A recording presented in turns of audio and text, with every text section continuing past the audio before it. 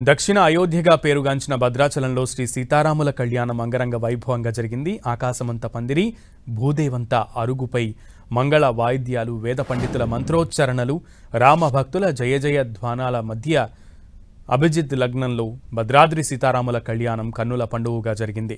మిథిలా స్టేడియంలోని మిథిలా మండపంలో జరిగినటువంటి భద్రాద్రి రామయ్య పెళ్లిని తిలకించడానికి తెలుగు రాష్ట్రాల నుంచే కాకుండా ఇతర రాష్ట్రాల నుంచి వేలాదిగా భక్తులు తరలివచ్చారు. మిథిలా స్టేడియంలో ఉదయం 10 గంటలకే కళ్యాణ ఘట్టం ప్రారంభమైంది. వేద పండితుల మంత్రోచ్చరణల మారుమ్రోగుతుండగా అభిజిత్ లగ్నం సమీపించగానే జీలకర్ర బెల్లం మిశ్రమాన్ని సీతారాముల వారి శిరస్సుపై ఉంచారు. ఇది శుభముహూర్తం కాగా జగత్ కళ్యాణ శుభ సన్నివేశం ఆవిష్కృతమైంది.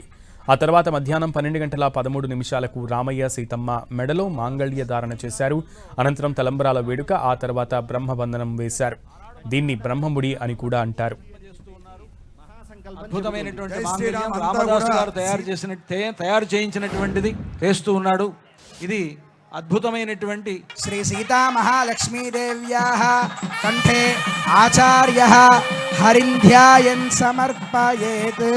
సామ్రాజ్యం భోజ్యం స్వరాజ్యం వైరాజ్యం సమేతం రాజ్యం భాగ్యమాధిపత్యాయాథాస్తం విపరే.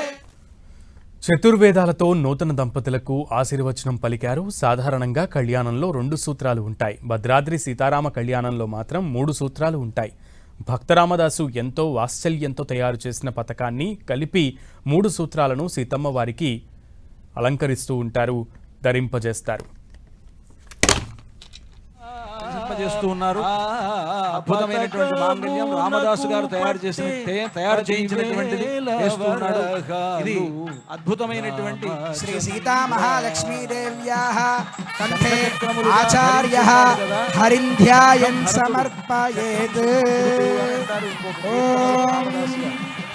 సీతారాముల కళ్యాణ క్రతువును చూసేందుకు భారీగా భక్తులు తరలివచ్చారు. శ్రీరామ నామస్మరణతో భద్రాచలం వీధులు మారుమ్రోగాయి.